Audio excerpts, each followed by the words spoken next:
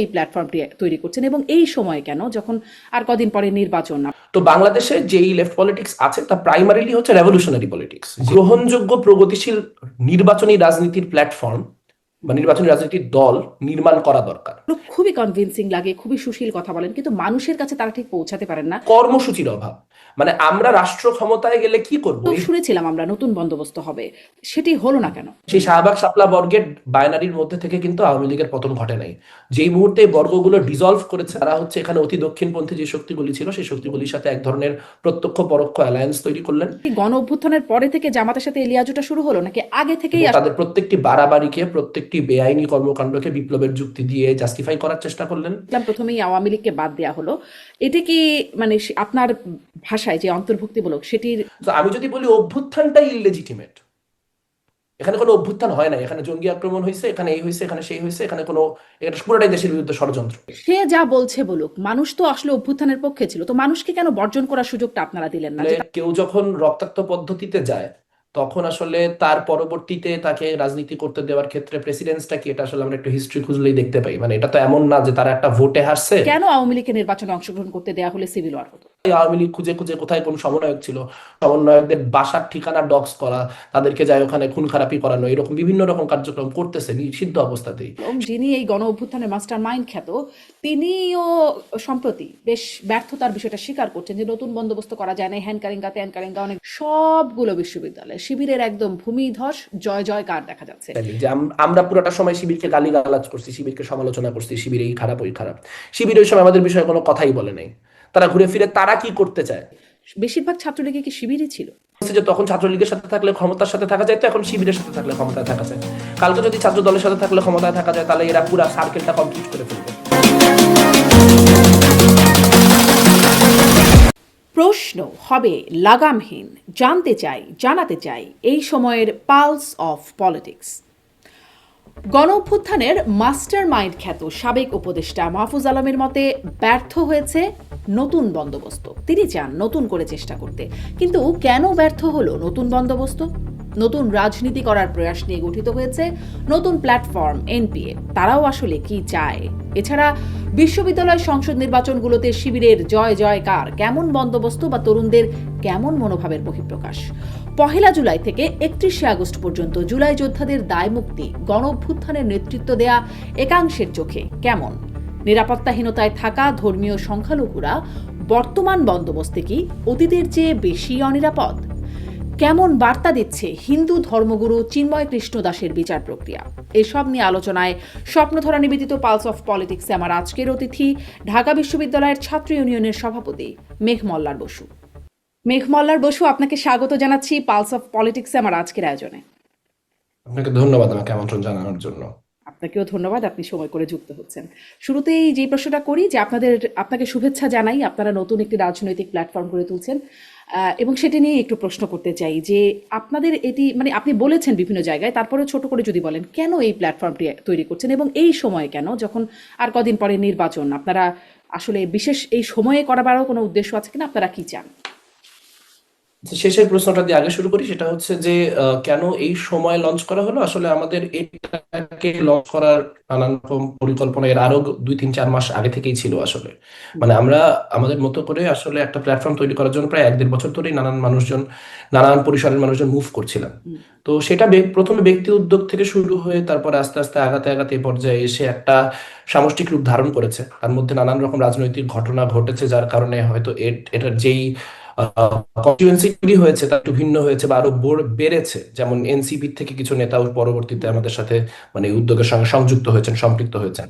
তো সেই জায়গা থেকে আসলে এটা এমন না যে এটা আমরা আসলে নির্বাচনের এত আগে, মানে এরকম একটা সময় করতে চেয়েছিলাম, আমরা এটা আরো আগে করতে চেয়েছিলাম ইনফ্যাক্ট। মানে এটা আমরা গত মাসে, এই লঞ্চিং প্রোগ্রামটা আমরা গত মাসে করবো বলে ভেবেছিলাম, কিন্তু সেটা আসলে লজিস্টিক্যালি বা সবার অন্যান্য কাজকর্ম মিলিয়ে সেভাবে সম্ভব হয়নি দেখেই শেষমেশ এটা এরকম একটা সময় এসেছে। সো এটা এই পার্টিকুলার সময়ে করাটা যে খুব উদ্দেশ্যমূলক এরকম না, তবে আমার মনে হয়েছে যে আসলে এই সময়ে জিনিসটি হওয়ার মধ্য দিয়ে আসলে এক ধরনের একটা নতুন আশাবাদের সঞ্চার হয়েছে। যে জুলাইয়ের পরবর্তী সময়ে তো আসলে প্রচুর মানুষের একটা নতুন রাজনীতির এক্সপেকটেশন ছিল। তো মানুষ সেই এক্সপেকটেশনের জায়গা থেকে অনেক মানুষের আশা হয়তো আবার নতুন করে তৈরি হয়েছে, যে না, নতুন কিছু হওয়ার যে আকাঙ্ক্ষা সেটা সম্পূর্ণ শেষ হয়ে যায়নি, নতুন কিছু করার এখনো অনেকে রয়েছে। জি। আর এই প্রথমে নতুন আপনি কিছু যেটা করার জিজ্ঞেস করলেন আমি যে একটু হচ্ছে এটাও একটু জিজ্ঞাসা করি। আচ্ছা, আপনি শেষ করেন। আর প্রথমে যে কথাটা বললেন আপনি, যে হচ্ছে যে এইটা কেন এরকম সময় এরকম একটা প্ল্যাটফর্ম মনে হলো, এটা আমি দুটো দিকে ভাগ করে উত্তর দিতে চাই। একটা উত্তর হচ্ছে যে এইটার যে আইডিওলজিক্যাল অবস্থানটা, এটা কেন এলো, এই প্ল্যাটফর্মটা আমরা বারবার করে বলছি আমরা সামাজিক গণতন্ত্রের জন্য লড়াই করবো, এবং আমরা যদি রাজনৈতিক দল তৈরি করি, ইফ অ্যান্ড ওয়েন, তখন হুম। আমরা মূলত একটা ইলেকটোরাল পলিটিক্স এর জন্যই সেটাকে বিল্ড করবো, ইলেকটোরাল পলিটিক্স এর ভেসেল হিসেবেই সেটাকে মানে চিন্তা করব। তো সেই জায়গা থেকে সামাজিক গণতন্ত্রের কথা বলা, এই জায়গা থেকে যে ধরেন বাংলাদেশে অনেক বামপন্থী রাজনৈতিক দল আছেন, সেই বামপন্থী রাজনৈতিক দলদের প্রায় অধিকাংশই এক ধরনের একটা কমিউনিস্ট আইডিওলজিক্যাল জায়গা থেকে তাদের যেই দার্শনিক ফ্রেমওয়ার্ক সেটা তৈরি। তো ধরেন ব্যক্তিগতভাবে আমি নিজেও সেই দার্শনিক ফ্রেমওয়ার্কেরই লোক, কিন্তু আমি যখন একটা রাজনৈতিক প্রজেক্ট বিল্ড করার চেষ্টা করছি, তখন তো আসলে আমার এই নির্বাচনী রাজনীতি, নির্বাচনী বুর্জোয়া গণতন্ত্রের অংশ হই, তাহলে তো আমার মানে পুঁজিবাদের কাঠামের মধ্যে থেকেই মানুষজনকে সলিউশন অফার করতে হবে, যদি আমি সেটা করতে চাই, যে আমি নির্বাচনী গণতন্ত্রেরই অংশ হব। তো বাংলাদেশে যেই লেফট পলিটিক্স আছে তা প্রাইমারিলি হচ্ছে রেভলিউশনারি পলিটিক্স, যে তারা একটা বিপ্লব করবে, সেই বিপ্লবের পরে অনেক কিছু অটোমেটিক্যালি ভালো অবস্থায় চলে যাবে, এবং তখন মানুষের জনজীবনের পরিবর্তন ঘটবে। মিনওয়াইল তারা যা যা করে, তারা বলে যে তারা এগুলো শ্রেণী চেতনা বৃদ্ধির লক্ষ্যে বা অন্যান্য নানান কাজে করে। তো সেই জায়গা থেকে আমাদের কাছে মনে হচ্ছে যে বাংলাদেশে একটা ভায়াবল লেফট অপশন কি হতে পারে। কারণ বাংলাদেশে শ্রমজীবীদের মধ্যে ব্যাপক পরিমাণে বৈষম্য আছে, বাংলাদেশে নারী পুরুষ বৈষম্য আছে, বাংলাদেশে আপনার ধর্মীয় সংখ্যালঘু সংখ্যাগুরুর আপনার বৈষম্য আছে, জাতিগত বৈষম্য আছে। তো সেরকম একটা দেশে আসলে একটা মানে গ্রহণযোগ্য প্রগতিশীল নির্বাচনী রাজনীতির প্ল্যাটফর্ম বা নির্বাচনী রাজনীতির দল নির্মাণ করা দরকার। এখন দল তো আমরা রাতারাতি নির্মাণ করতে পারবো না, আমরা একটা প্ল্যাটফর্ম নির্মাণ করেছি, যে প্ল্যাটফর্মটা তৈরি করার মধ্য দিয়ে আমরা মানুষের কথা শুনতে চাই, জি। আপনাদের মানুষের সাজেশন। উদ্দেশ্যটা মোটামুটি স্পষ্ট মেঘ মোল্লা। আপনারা কি তাহলে বাম ঘরানারই রাজনীতি করতে চান? মানে এই আপনি আপনি অবশ্য আমাকে এরকম একটা বাইনারিতেই কোয়েশ্চেনটা করবেন আপনার জায়গা থেকে, কিন্তু আমরা আসলে যে কারণে এটা অ্যাভয়েড করে যেতে চাই বা চেয়েছি বারবার করে, তার কারণ হচ্ছে যে বাংলাদেশে আসলে বামপন্থী এবং ডানপন্থী বলতে কি বোঝানো হয় তা আসলে বৈশ্বিক প্রেক্ষাপট থেকে একটু আলাদা। কিন্তু যদি আমরা বলছি সোশ্যাল ডেমোক্রেটিক, আমি যদি পিওরলি একাডেমিক্যাল জায়গা থেকে বলি, তাহলে সেটা অবশ্যই একটা মধ্য বামপন্থী রাজনীতিই বটে। আচ্ছা, কিন্তু এই যে বামপন্থী রাজনীতি যারা আমাদের সাথে বিভিন্ন সময় কথা বলবার সুযোগ তো হয় নেতাদের সাথে, তাদের কথাগুলো খুবই কনভিন্সিং লাগে, খুবই সুশীল কথা বলেন, কিন্তু মানুষের কাছে তারা ঠিক পৌঁছাতে পারেন না। তাদের না ভোটের মাঠে খুব ভোট আছে, না তারা কোনো কর্মসূচি করলেও খুব বেশি মানুষকে দেখা যায় সেখানে। কেন? মানে এটা কি, আপনি যেহেতু সেই রাজনীতি করে আসছেন এবং এখনো সেরকম একটা রাজনীতির দর্শন আপনাদের আছে, মানে এই ধরেন শ্রেণী চেতনা, বুর্জোয়া, আপনাদের যে সোশ্যাল ডেমোক্রেটিক, মানে এই যে শব্দগুলো ব্যবহার করেন বা যে দর্শনগুলো বোঝাতে চান, সেগুলো কি মানুষ ঠিক বোঝে না? মানুষের মধ্যে আপনারা রিচ করতে পারেন না? আপনাদের কমিউনিকেশনে দুর্বলতা আছে কি আসলে? এটাকে তো একটু ভেঙে ভাবার দরকার আছে। যেমন 80 দশক পর্যন্ত কিন্তু এখানে বাংলাদেশে বামপন্থীদের একটা যথেষ্ট পরিমাণ রাজনৈতিক হোল্ড ছিল, এখন ডানপন্থীদের যে ধরনের একটা রাজনৈতিক হোল্ড বাংলাদেশের রাজনীতিতে আছে সেটা ছিল। আমার কাছে মনে হয় যে আসলে সোভিয়েত ইউনিয়ন পতন পরবর্তী যে সময় এবং বিশ্ব রাজনীতির যে অবস্থা, তাতে আসলে বাংলাদেশের বামপন্থী রাজনীতি সেই অর্থে কোনো রকম কোনো দিক মানে কোনো রকম দিক দিশাহীন ভাবে বেশ একটা বড় সময় কাটিয়েছে। আর তার বাইরে আপনি যেটা বললেন যে দেখেন আসলে দার্শনিক যেই তত্ত্ব, সেগুলো তো আসলে এড়িয়ে যাওয়ারও কোনো বিষয় নেই, কারণ বিপ্লবী হওয়ার বা যে কোনো ধরনের বড় পরিবর্তনকামী হওয়ার একটা প্রধান শর্তই হচ্ছে যে আপনার এগুলো নিয়ে পড়াশোনা চিন্তা ভাবনা করতে থাকতে হবে। তবে আসলে যদি আমি এভাবে করে বলি, যে যখন কিনা ধরেন আপনার ভ্লাদিমির লেনিন এপ্রিল থিসিস লিখেছেন, তখন এপ্রিল থিসিস তো আর তিনি কৃষকদের বোঝাতে চাননি হুম। বা তিনি শ্রমিক শ্রেণীকে বোঝাতে চাননি। হুম। তার যে বলশেভিক পার্টির কর্মসূচি, সেই কর্মসূচিটাকে তিনি আর তিনটা শব্দে নিয়ে আসতে পেরেছিলেন: ব্রেড, পিস অ্যান্ড ল্যান্ড। তো যে শ্রেণী চেতনা বোঝে না, যে হচ্ছে আপনার বুর্জোয়া রাষ্ট্র কাঠামোর কি সাম্রাজ্যবাদ কিভাবে পুঁজিবাদের সর্বোচ্চ স্তরে, এগুলা বোঝে না, সেও কিন্তু ব্রেড বোঝে, পিস বোঝে, ল্যান্ড হুম। বোঝে। হুম। যে ওই যে মানে মানে আমাদের বাংলাদেশের কমিউনিস্ট পার্টিও বলে যে রুটি রুটি রুটি রুজি ভাত কাজ। তো আমার মনে হয় যে আসলে মুশকিলটা হচ্ছে কর্মসূচির অভাব। মানে আমরা রাষ্ট্র ক্ষমতায় গেলে কি করব, এই বুর্জোয়া গণতন্ত্র অক্ষত অবস্থাতে আমরা যদি ভোটের মধ্যে জিতে যাইতে পারি, তাহলে আমরা জনগণকে কি করব, জনগণকে কি দিব, সলিউশনটা কি? এই যে কর্মসূচি, আমার কাছে মনে হয় এখানে কর্মসূচির একটা ল্যাকিং আছে, আমি যদি বাংলাদেশের বামপন্থী রাজনীতির ক্ষেত্রে বলি।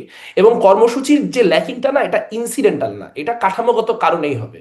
আমি আগেরবার বলেছি, তাও যদি আমি একটু ভেঙে বলতে পারি, সেটা হচ্ছে যে ধরেন আপনি একটা বিপ্লব চান, আপনি চান যে এখানে একটা শ্রেণী কাঠামোর একটা সম্পূর্ণ পতন ঘটে একটা নতুন ধরনের শ্রেণী সম্পর্ক তৈরি হোক, এবং সেটা ভায়োলেন্টলি হোক নন ভায়োলেন্টলি হোক যেভাবেই হোক না কেন একটা অভ্যুত্থানের মধ্যে দিয়ে হোক।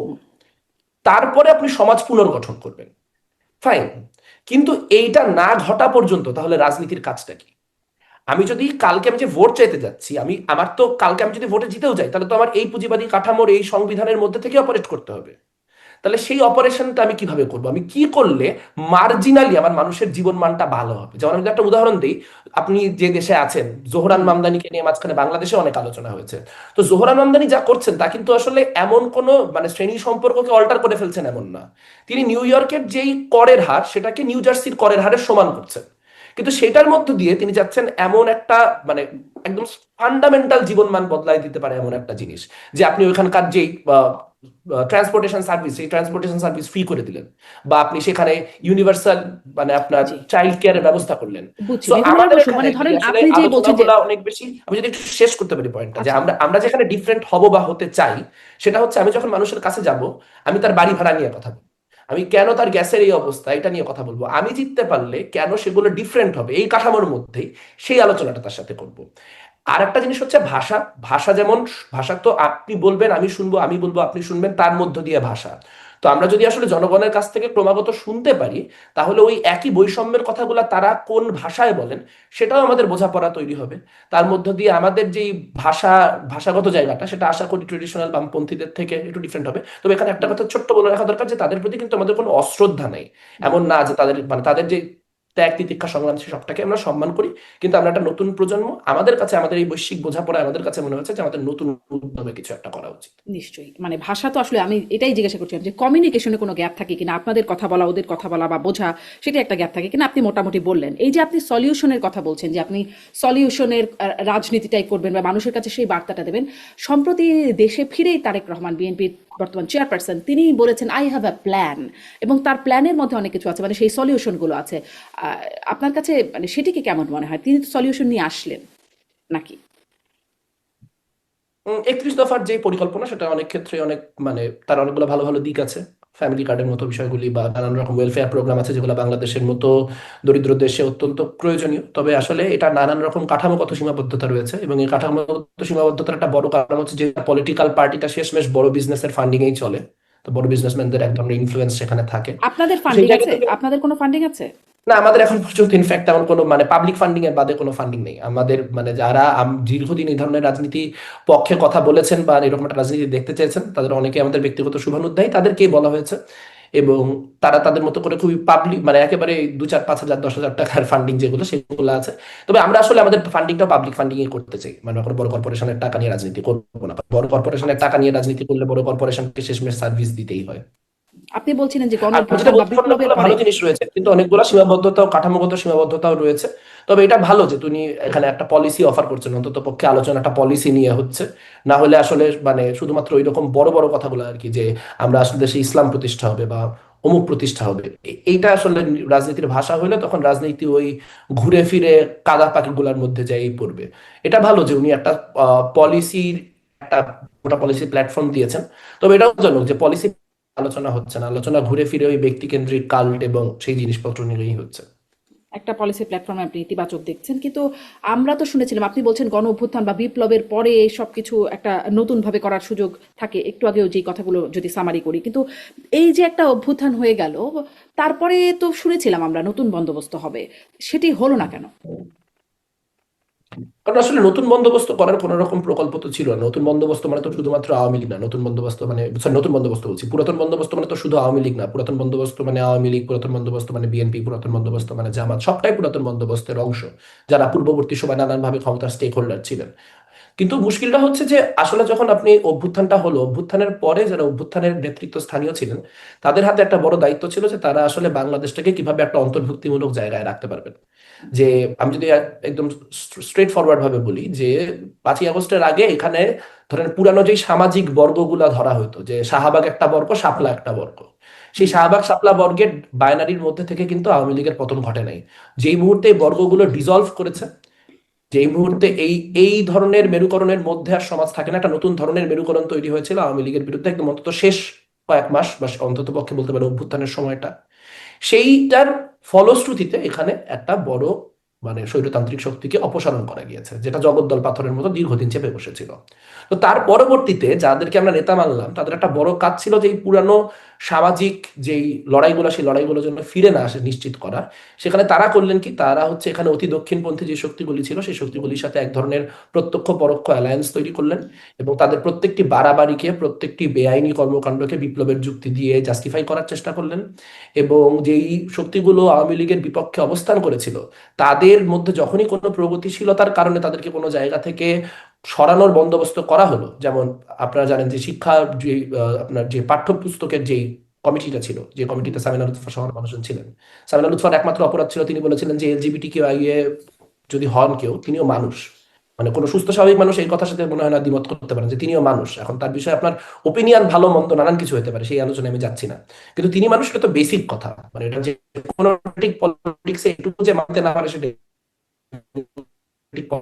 ভিত্তিতে কোনো একটা তার বিরুদ্ধে এক ধরনের একটা উস্কানি তৈরি করে তাকে কমিটি থেকে বের করা হলো, তখন আমরা দেখলাম না যে ইউটিএন এর যে যারা দীর্ঘদিন আসলে অভ্যুত্থানের সময় এই সমন্বয়কারীদের প্রোটেকশনের কাজ করেছেন, তাদের হয়ে ডিফেন্ড করার কোনো ক্যাপাসিটি আমরা সমন্বয়কদের মধ্যে দেখলাম না। এবং একইভাবে আমরা দেখলাম যে জামাতের সাথে তাদের যে ধরনের লিয়াজও শুরু থেকেই তৈরি হলো, সেটা বাড়তে বাড়তে গোপন হইতে হইতে এখন প্রকাশ্য হয়ে উঠলো। কিন্তু আমরা মোট কথা যদি আমি সামারি করে কিন্তু বলি, আমি তাহলে একটা আসলে ছোট্ট এখানে প্রশ্ন করি দক্ষিণপন্থী যে এটা কি শক্তিগুলি শুরু থেকে আমি একটু প্রশ্নটা এটা করি, এটা কি গণ অভ্যুত্থানের পরে থেকে জামাতের সাথে এই লিয়াজোটা শুরু হলো নাকি আগে থেকেই আসলে লিয়াজোটা ছিল?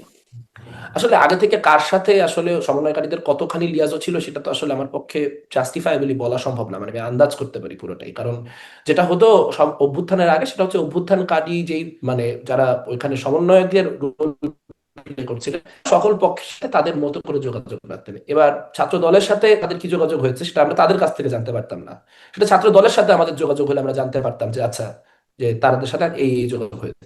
এখন যেহেতু শিবিরের সাথে তখন আমাদের কোনো যোগাযোগ ছিল না, এখন আমাদের কোনো যোগাযোগ নাই, কাজে আদতে শিবিরের সাথে তাদের কতখানি যোগাযোগ ছিল সেটা ক্রস ম্যাচ করে বলার সাধ্য আমার নেই। তো আমি আমার আন্দাজ থেকে যেটা বুঝি সেটা হচ্ছে যে জামাতের লজিস্টিক্যাল যে ধরনের নানান রকম সাপোর্ট, সেই নানান রকম সাপোর্ট তারা অভ্যুত্থানের আগেও দিয়েছে, এটা it's not a matter of secret. কিন্তু পরবর্তীকালে এক ধরনের একটা আইডিওলজিক্যাল আন্ডারস্ট্যান্ডিং যেটা হয়েছে, সেটা আসলে কতখানি হয়েছে, কোন মাত্রায় হয়েছে, সেটা এখন এসে খুবই স্পষ্ট প্রকাশ্য। কিন্তু আমরা কিন্তু আপনারা দেখবেন যে এনসিপি ফর্ম করার কয়েক মাসের পর থেকে এটার যে রাইট উইং টেন্ডেন্সি গুলা, সেগুলো নিয়ে বারবার করে সমালোচনা করছিলাম। তার কারণ আমাদের যে ভয়ের জায়গা ছিল সেটা হচ্ছে যে যদি আসলে এখানে দক্ষিণপন্থীদের যে কোনো রকম মামাবাড়ির আবদার, মানে মাজার ভাঙতে হবে, এটা তো একটা মামাবাড়ির আবদার, এটা তো কোনো মানে এটা তো কোনো গণতান্ত্রিক রাষ্ট্রকেও মানে এটা যে বলে সে সে নিজেই ফ্যাসিস্ট, তার সাথে আবার অ্যান্টি ফ্যাসিস্ট কোয়ালিশন কি। তো এরকম ডানপন্থীদের বিভিন্ন রকম ফ্যাসিস্ট টেন্ডেন্সিকে আসলে যেভাবে করে আপনার মোকাবেলা করা দরকার ছিল, সেই মোকাবেলাটা করতে যেহেতু তারা শুরুতেই ব্যর্থ হয়েছে, এবং একই সঙ্গে যেরকম নানান রকম ট্রেডিশনাল এখানে মানে দুর্নীতিগ্রস্ততা, স্বজনপ্রীতি সহ যে ধরনের ট্রেডিশনাল সংকটগুলি বাংলাদেশের রাজনীতিতে আছেন, সেগুলা থেকে তারা যেহেতু নিজেদেরকে পৃথক করতে একেবারেই ব্যর্থ হয়েছে, সো ঘুরে ফিরে আওয়ামী রাজনীতিটা ওই ঘুরে ফিরে মানে এখন বিএনপি ভার্সেস জামাত দেখা যাচ্ছে। কোনোভাবে যদি কখনো আওয়ামী লীগের মানে আওয়ামী লীগকে রাজনীতিতে ফিরতে দেওয়া হয়, তখন আওয়ামী লীগ ভার্সেস বিএনপি ভার্সেস জামাত ওই রকমই দেখাবে। ফলে নতুন কোনো মেরুকরণ কিন্তু অভ্যুত্থান এখন পর্যন্ত তৈরি করতে পারে নাই, যেটা অভ্যুত্থানের যে শহীদ তাদের রক্তের সাথে এক ধরনের বেইমানিই বটে। জি, আপনার প্রশ্ন, আপনার কথা থেকে আসলে অনেকগুলো প্রশ্ন যাচ্ছে, একটা একটা করে আসি। যে আপনি বলছিলেন যে অভ্যুত্থানের পরে যেটি কাজ ছিল একটা অন্তর্ভুক্তিমূলক ব্যবস্থা আনতে পারার একটা দরকার ছিল। সেই মূলক ব্যবস্থা বলতে আসলে আপনি কি বোঝাচ্ছেন? মানে আসার পরেই আমরা তো দেখলাম প্রথমেই আওয়ামী লীগকে বাদ দেওয়া হলো, এটা কি মানে আপনার ভাষায় যে অন্তর্ভুক্তিমূলক সেটির ভায়োলেশন ঘটলো নাকি এটাই ঠিক আছে? এখন এটা তো একটা পলিটিক্যাল ক্রাইসিস এই জায়গা থেকে যে আওয়ামী লীগ তো এখনো 24-এর অভ্যুত্থানকে কন্টিনিউয়াসলি সন্ত্রাসী আক্রমণ বলে যাচ্ছে। সো আসলে এটা কোনো অভ্যুত্থান কি এটা অ্যালাউ করে যে আমি যদি কোনো একটা রেজিম, সেই রেজিমটা ফল করতে বাধ্য হলো আমার অ্যাকশনের কারণে, তারপর সে চলে যাওয়ার পরও সে বলতেছে যে আমার অ্যাকশন ইললেজিটিমেট ছিল এবং সে এটাকে জঙ্গি আক্রমণ বা এক ধরনের বিদেশি তৎপরতা ইত্যাদি ইত্যাদি হিসেবে ট্রিট করবে। এখন এই অবস্থায় আসলে আওয়ামী লীগকে বাংলাদেশের পলিটিক্সে ইন্টিগ্রেট করার সিস্টেম কি? মানে আমি আপনাকে আমি আপনার শো দেখেছি, আমি আপনার ওপিনিয়ন বা আপনার শোতে অন্য গেস্টদের ওপিনিয়নও শুনেছি এই বিষয়ে। মানে আমি এই জন্য আসলে এটার উত্তর না দিয়ে আমি এটার একটা এই কোয়েশ্চেনটা করতে চাই আর কি, যে যদি আমি ধরি যে মানে আমি যদি ধরেন আমি প্রধান উপদেষ্টা, আমি চাচ্ছি যে আওয়ামী লীগ রাজনীতিতে ফিরে আসুক, আওয়ামী লীগ বাংলাদেশের একটা সার্টেন পার্সেন্টেজ মানুষের যেই ভোট বা সার্টেন পার্সেন্টেজ মানুষের সাপোর্ট আওয়ামী লীগের আছে, সো আওয়ামী লীগকে না বাদ দিয়ে আসলে পুরোপুরি গণতান্ত্রিক একটা কাঠামো সম্ভব না। এখন তাহলে আমার আনার সিস্টেমটা কি, মানে যে অভ্যুত্থানটার উপর বেস করে আমি দাঁড়ায় আছি, যে অভ্যুত্থানটা আমাকে এই লেজিটিমেসি দিল যে আমি সরকার হয়ে আওয়ামী লীগকে রাখতে বা আনতে পারতেছি। তো আমি যদি বলি অভ্যুত্থানটাই ইললেজিটিমেট, এখানে কোনো অভ্যুত্থান হয় না, এখানে জঙ্গি আক্রমণ হয়েছে, এখানে এই হয়েছে, এখানে সেই হয়েছে, এখানে কোনো, এটা পুরোটাই দেশের বিরুদ্ধে ষড়যন্ত্র, তাহলে তো আসলে মানে তাহলে তো আবার ওই অভ্যুত্থানের যে অবস্থান সেখানে যায় পৌঁছাইতে হবে আর কি, তখন তো আবার একটা সিভিল ওয়ার পরিস্থিতি সৃষ্টি হবে, হুম। কারণ সে তো কিন্তু এখন পর্যন্ত প্রশ্নটা এই। এটা না যে আসলে আপনারা মানে মানে জয়ী পক্ষই কি আনা বা বাদ দেওয়ার অথরিটি রাখে, তখন কি আসলে জনগণের হাত থেকে এই অথরিটিটা চলে যায়, যারা অভ্যুত্থানে জয়ী হয় তাদের কাছে আসে? কারণ আমার মনে আছে ডক্টর মোহাম্মদ ইউনূস তিনি আন্তর্জাতিক একটা গণমাধ্যমের সাক্ষাৎকারে বলেছিলেন আওয়ামী লীগকে নিষিদ্ধ করবার বা এরকম কোনো পরিকল্পনা এই সরকারের নাই। তারপরে মানে হঠাৎ করে হাসনাত আবদুল্লাহ গিয়ে যমুনা ঘেরাও টেরাও করলেন, ব্যাস সাথে সাথে হয়ে গেল আর কি। একরকম তথাকথিত চাপ বলেই তখন অনেকে বলছিলেন যে একটা চাপে পড়ে সরকার এটা করতে বাধ্য হলো, যেখানে সরকার বলেছিল তাদের কোনো পরিকল্পনা নাই। তো আসলে ওটাই আমার প্রশ্ন ছিল যে অ্যালাউ মানে তারা বাদ হয়ে তাদেরকে সরকার পতন করানো হয়েছে কিন্তু তারা রাজনীতি করতে পারছেন না, এই সিদ্ধান্তটা কি জয়ীদের নেওয়ার কথা? এখন আনফরচুনেটলি বা ফরচুনেটলি আসলে যে কোনো একটা অভ্যুত্থান বা বিপ্লব বা যাই বলেন না কেন, সেখানে যখন আসলে কেউ যখন রক্তাক্ত পদ্ধতিতে যায়, তখন আসলে তার পরবর্তীতে তাকে রাজনীতি করতে দেওয়ার ক্ষেত্রে প্রেসিডেন্সটা কি, এটা আসলে আমরা একটু হিস্ট্রি খুঁজলেই দেখতে পাই। মানে এটা তো এমন না যে তারা একটা ভোটে হারছে, এখন আগে তারা সরকার দল ছিল, এখন তারা বিরোধী দলের চেয়ারে যায় বসবে। সো বিষয়টা একটা বাইনারি তো এখানে হয়েছে। যদি যদি আমি বলি যে আওয়ামী লীগ রাজনীতি করতে পারে, আওয়ামী লীগ কি রাজনীতি করে আওয়ামী লীগকে এসে বলবে যে হচ্ছে যে না ঠিক আছে, তাহলে আমরা অভ্যুত্থানের যারা ছিল অভ্যুত্থানের পুরো ঘটনাটা আসলে আমরা মেনে নিছি, আমাদেরও নানান সীমাবদ্ধতা ছিল, অভ্যুত্থানের রেজাল্ট মানে নিয়েই আমরা হচ্ছে রাজনীতি করতেছি।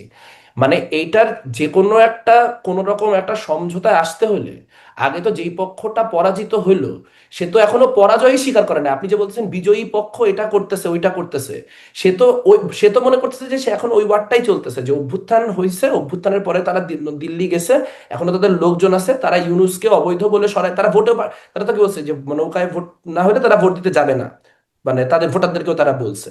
সো তাদের আলটিমেট গোলটা কি, যে সামহাউ এখানে একটা আবার একটা কোনো কাউন্টার কিছু ঘটানো, যেটার মধ্য দিয়ে অভ্যুত্থানটা ইললেজিটিমেট হয়ে যায়। এখন যে অভ্যুত্থান করছে তার এই সরকারের প্রতি যদি 1 কোটি রাগও থাকে, তাও তো এইটা তো একটা কমন জায়গা আমাদের, যে অভ্যুত্থানটা যেহেতু হয়েছে কাজে অভ্যুত্থানটাকে স্বীকৃতি আওয়ামী লীগও যদি রাজনীতি আচ্ছা করতে মানে চায়, আমার কাছে আওয়ামী এখানে লীগকে বেসিক অভ্যুত্থানটাকে প্রশ্ন হচ্ছে স্বীকৃতি দিয়ে করতে হবে। সে যা বলছে বলুক, মানুষ তো আসলে অভ্যুত্থানের পক্ষে ছিল, তো মানুষকে কেন বর্জন করার সুযোগটা আপনারা দিলেন না, যে তাদেরকে মানুষ বর্জন করুক? কেন মানে জয়ীরা এসে সিদ্ধান্ত নিয়ে নিতে হয় যে তাকে রাজনীতি করার অধিকার তারটা আমরা নিয়ে নেব, সে আর করতে পারবে না? মানে না, মানুষের উপর কি এই কথা বিশ্বাসটা হচ্ছে যে নাই যে আমি, মানুষকে দিলে মানে মানুষে আপনি যে তাদের বর্জন জায়গায় করবে? আমিও সেই জায়গায় এক সেন্সে, যে এখানে তো আসলে গভর্নমেন্টের পলিসি কি হয় তার উপর তো আমার কোনো নিয়ন্ত্রণ নাই, কিন্তু কথাটা যেটা সেটা হচ্ছে যে আপনার যে আইনগুলি ব্যবহার করা হয়েছে অনেক ক্ষেত্রে, যেমন ছাত্রলীগকে নিষিদ্ধ করার জন্য যে আইন ব্যবহার করা হয়েছে, এই আইন শেখ হাসিনার নিজের বানানো আইন, 2009 সালের আইন, আপনার সন্ত্রাস দমন আইন বা এরকম এরকম নামে একটা আইন আছে। সন্ত্রাস তো বিরোধী। সেই ধরনের আইন, যেই ধরনের আইনগুলি ব্যবহার করে আওয়ামী লীগকে নিষিদ্ধ করা হয়েছে, সেটা আসলে খুবই মানে দুশ্চিন্তাজনক এই জায়গা থেকে, যেটা মানবাধিকারের ভায়োলেশনের ক্ষেত্রে প্রচন্ড পরিমাণ আইনকে ব্যবহার করা যায়। এবং আমরা ডেভিল হান্ট সহ আরো নানান ক্ষেত্রে দেখতে পাইছি যে অধিকারের নানান রকম লঙ্ঘন হয়েছে। ইভেন আমরা দেখতে পাই যে জেলখানায় গত 1 বছর সোয়া বছরে প্রায় 150-র মতো মানুষ জেল কাস্টডিতে মারা গেছে, যেটা খুবই অ্যালার্মিং। কারণ আমরা নিজেরা মোশতাকের মৃত্যুর পরে শেখ হাসিনার আমলে বড় আন্দোলন করছি, এবং মানে শেখ হাসিনার বিরুদ্ধে আমাদের বড় একটা অভিযোগ ছিল যে মানে প্রিজনারদের কিভাবে ট্রিট করা হচ্ছে, এবং রাজনৈতিক বিরোধীদেরকে প্রিজনার হিসেবে ট্রিট করা হচ্ছে কিনা। তো সেই জায়গা থেকে আসলে এটার যে প্রসিজারাল জায়গাগুলো আছে, যে কি কি আইনে এটাকে নিষিদ্ধ করা হলো এবং কিভাবে করা হলো, সেইটা নিয়ে তো আসলে সমালোচনা আমাদেরও আছে। কিন্তু আসলে আমরা মানে আমি গড়পড়তা এরকম বলতে পারি না যে আসলে আওয়ামী লীগকে আসলে নির্বাচন করতে দিয়ে দেওয়া উচিত ছিল। আওয়ামী লীগকে নির্বাচন করতে দিলে এখানে নির্বাচন হতো না, এখানে একটা সিভিল ওয়ার হতো। এটা এটা আসলে বাংলাদেশের রাজনীতি সম্পর্কে যাদের ধারণা আছে তাদের এটা এই ব্যাপারে মানে ক্ল্যারিটি থাকার কথা, যে এখন আওয়ামী লীগ যদি নির্বাচন করতে দেওয়া, যে হচ্ছে বাংলাদেশের দেশের পরিস্থিতি আগের থেকে আরো স্থিতিশীল হচ্ছে। যে কারণ আমি অন্তর্ভুক্তি চাই, কেন অন্তর্ভুক্তি চাই? স্থিতিশীলতার প্রয়োজনে। অন্তত যদি আচ্ছা, সবগুলা কেন পক্ষকে আমি আওয়ামী থাকতে লীগকে দেই, মানে আমি একটু তাহলে এক আহ, ধরনের একটা আ- আমি একটু আর্গুমেন্টের সাথেই জিজ্ঞাসা করছি, কেন আওয়ামী লীগকে নির্বাচনে অংশগ্রহণ করতে দেয়া হলে সিভিল ওয়ার হতো? আওয়ামী লীগকে নির্বাচনে অংশগ্রহণ করতে দিলে তো আর নির্বাচনের মোড় থাকতো না। কারণ আওয়ামী লীগকে আপনি আপনি আওয়ামী লীগ নিষিদ্ধ অবস্থায় আওয়ামী লীগ খুঁজে খুঁজে কোথায় কোন সমন্বয়ক ছিল, সমন্বয়কদের বাসার ঠিকানা ডক্স করা, তাদেরকে যায় ওখানে খুন খারাপি করানো, এরকম বিভিন্ন রকম কার্যক্রম করতেছে নিষিদ্ধ অবস্থাতেই। সে লেজিটিমেসি পাওয়ার পরে প্রথমত যে কাজটা করতো সেটা হচ্ছে চোখের যত প্রতীক এবং 24 কেন্দ্রিক যত কিছু তার বিরুদ্ধে এক ধরনের ওয়ার ঘোষণা করতো। তো তখন হওয়ার পরে তখন আপনার ওই বেসিকলি ওই আপনি মানে আপনার মানে আগস্ট 5-এর আগের যে 10-15-20 দিনের সিচুয়েশন, সেই সিচুয়েশনে আমাদের ফিরতে হতো। এই মুহূর্তে তাদের কোনো আচ্ছা, লেজিটিমেসি নাই তাহলে দেখে কি তারা অনেক আওয়ামী করতে লীগের পারে। এত শক্তি, মানে এখন তো প্রশাসন আর আওয়ামী লীগের হাতে না, যেটা আগে ছিল, অভ্যুত্থানের আগে যেটা ছিল সবকিছু প্রশাসন থেকে সবকিছু আওয়ামী লীগের মানে নিয়ন্ত্রণে ছিল, এখন তো ঠিক সেরকম না। তারপরেও আওয়ামী লীগের শুধুমাত্র আওয়ামী লীগের এত শক্তি যে ধরেন প্রশাসন, আদালত আছে, সরকার আছে, এই দলগুলো এখন আপনারা এত সক্রিয় আছেন, তারপরেও আওয়ামী লীগ এসে সবকিছু তাদের কন্ট্রোলে নিয়ে নিত। না, কন্ট্রোলে নিয়ে নেবে তো বলি নাই, কিন্তু তাহলে তো আরেকটা যুদ্ধ পরিস্থিতি তৈরি হবে। মানে আপনি মানে আমি বলতেছি কন্ট্রোলে মানে কন্ট্রোলে নিয়ে নেওয়া তো সেটার পরিণতি যদি যদি সফল হয়, কিন্তু আমি বলতেছি যে সে লেজিটিমেট হওয়ার সাথে সাথে যে পলিটিক্সটা শুরু হবে সেটা আবার ওই যুদ্ধাবস্থার রাজনীতিতেই ফিরে যাবে। এখন আওয়ামী লীগের শক্তি তো আছে, কিন্তু আওয়ামী লীগের শক্তি আছে, যেমন ধরেন হিজবুত তাহরিরের অনেক শক্তি আছে। বা মানে কিন্তু সেই শক্তিটা মানে সেটাকে যাতে মানে এভাবে ফ্রেম না করি যে আসলে এইটা মানে পিপলস ম্যান্ডেট বা সেই জায়গা থেকে তাদের অনেক শক্তি।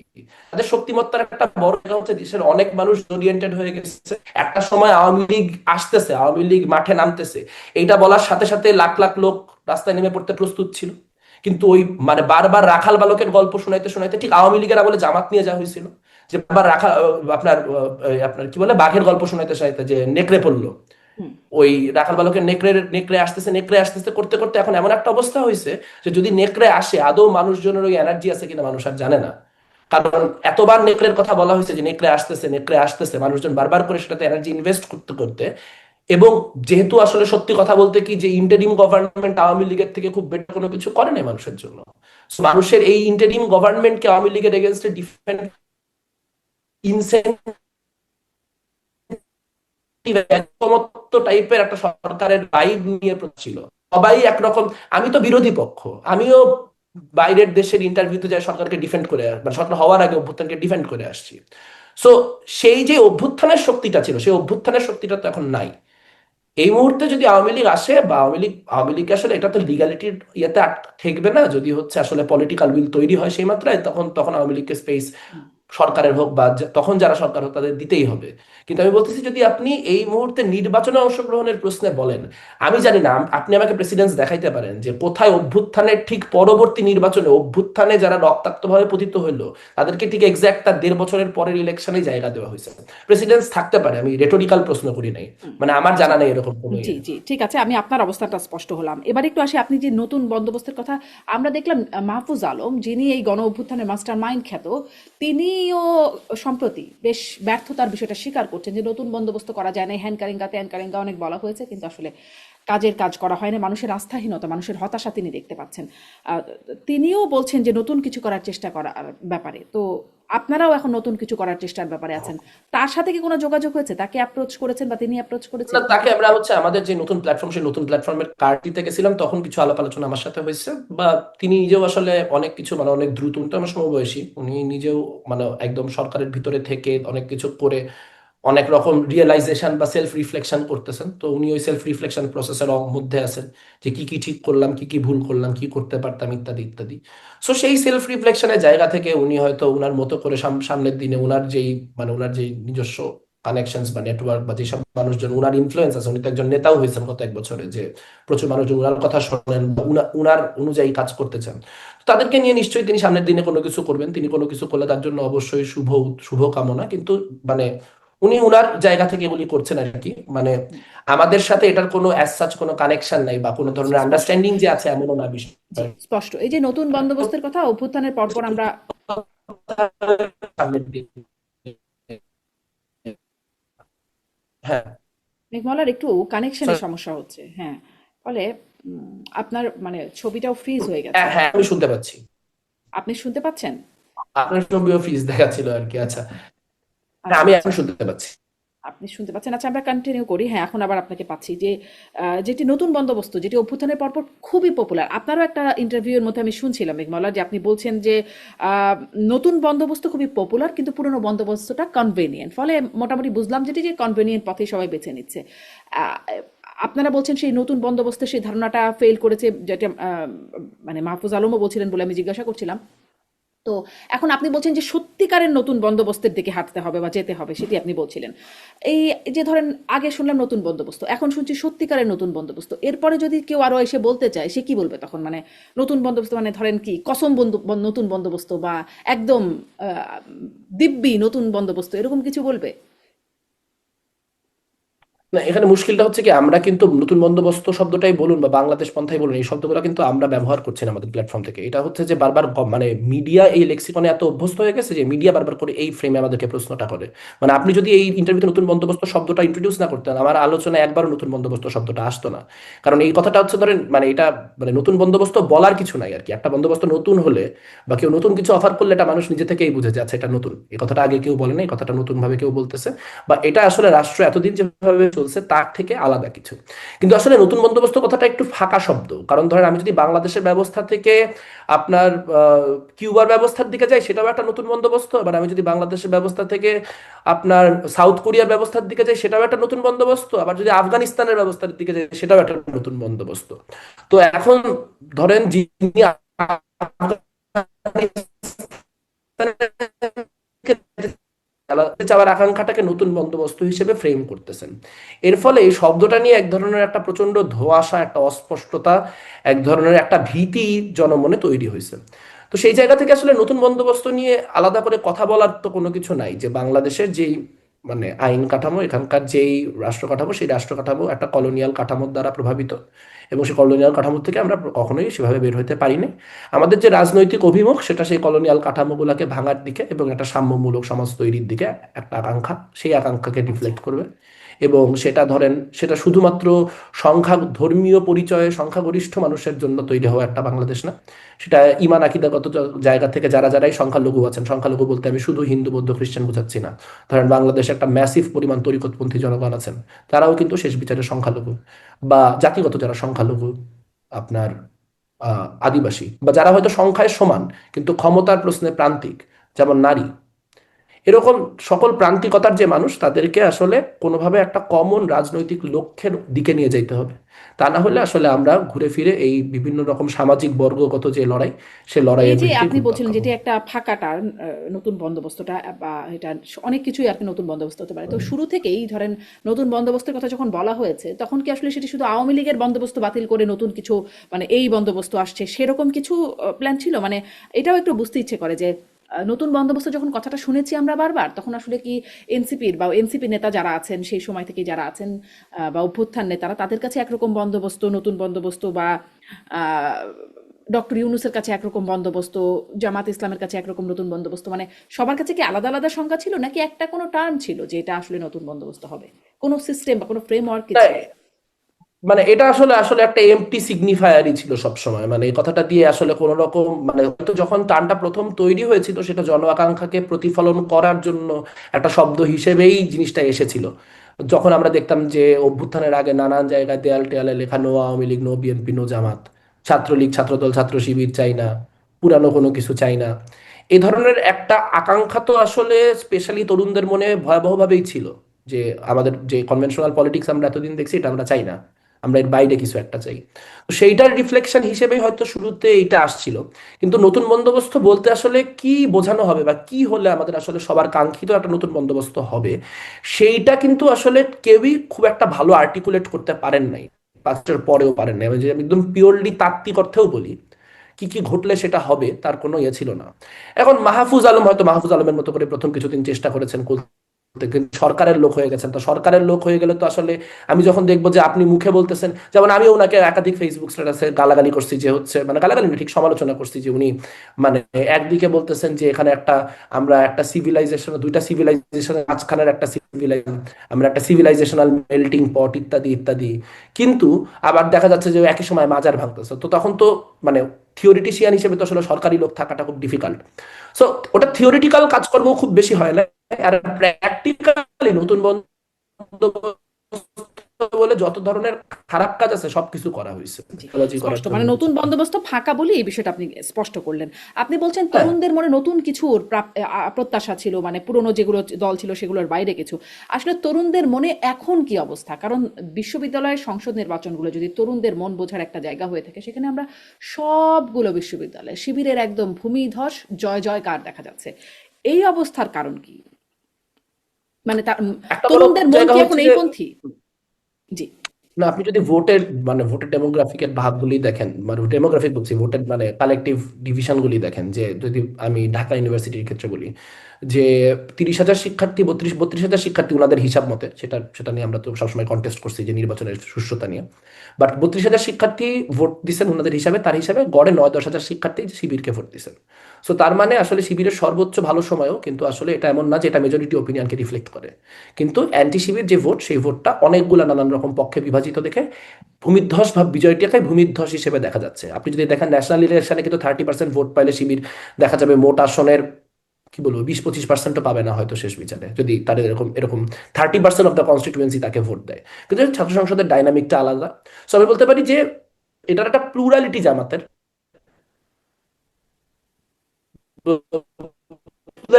প্লুরালিটি শিবির পেয়েছে, কিন্তু সেই পাওয়াটা কি কি ইন্ডিকেট করে? একটা ইন্ডিকেট করে হচ্ছে যে অ্যাপলিটিক্যাল সময়ে বিভিন্ন রকম অ্যাপলিটিক্যাল নেটওয়ার্কের মধ্যে পলিটিক্যাল ইনফিল্ট্রেশন খুবই কার্যকর একটা পদ্ধতি। এখন সেটা আপনার রক্তের গ্রুপ, মানে রক্তদানের গ্রুপগুলা হোক, সেটা সাংবাদিক সমিতি হোক, সেটা বিতর্ক সংগঠন হোক, সেগুলিতে শক্ত ধরনের ইনফিল্ট্রেশন থাকলে সেটাই ছাত্র সংসদ নির্বাচনগুলিতে মানুষকে বুঝতে সাহায্য করে। কিন্তু একই সঙ্গে এটাও একটু মাথায় রাখা দরকার, শিবির কোন ধরনের ম্যানিফেস্টো বা কোন ধরনের ম্যান্ডেটের উপর আসছে। জামাত অর্থোডক্স ভাবে সারা দেশে যেই ক্যাম্পেইন করতেছে, ইসলাম কেন্দ্রিক ক্যাম্পেইন, যে আমাদেরকে ভোট দিলে জান্নাতের টিকিট পাওয়া যাবে, শিবির কিন্তু জান্নাতের টিকিট বিক্রি করে নাই ছাত্র সংসদ নির্বাচন।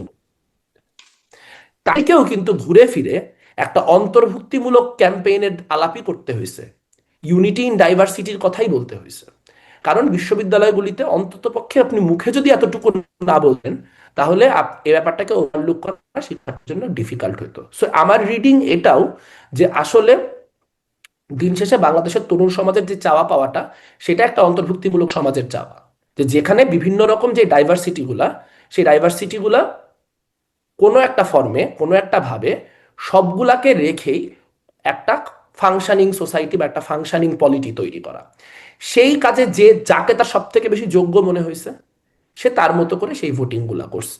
সেখানে হইতে পারে যে শিবির ওই সময়, মানে আমার এটা নিজস্ব একটা আন্ডারস্ট্যান্ডিং, যে আমরা পুরোটা সময় শিবিরকে গালিগালাজ করছি, শিবিরকে সমালোচনা করছি, শিবির এই খারাপ ওই খারাপ। শিবির ওই সময় আমাদের বিষয়ে কোনো কথাই বলে নাই। তারা ঘুরে ফিরে তারা কি করতে চায় বা তারা আসলে কেন ভালো হবে বারবার করে সেই মেসেজ দিয়ে গেছে। এটা একটা শেখার জায়গা হতে পারে বা এটা একটা বোঝার জায়গা হতে পারে, যে আমরা আসলে যে ধরনের কনফ্রন্টেশনাল পলিটিক্স আমাদের এখানে ট্রেডিশনাল পলিটিক্সের অংশ, হয়তো সেই কনফ্রন্টেশনাল পলিটিক্স ছেলে মেয়েদের অত পছন্দ না। তার হয়তো মানে তারা কি আসলে চাচ্ছে কৌশলগতভাবে শিবির এগিয়ে, শিবির উত্তম?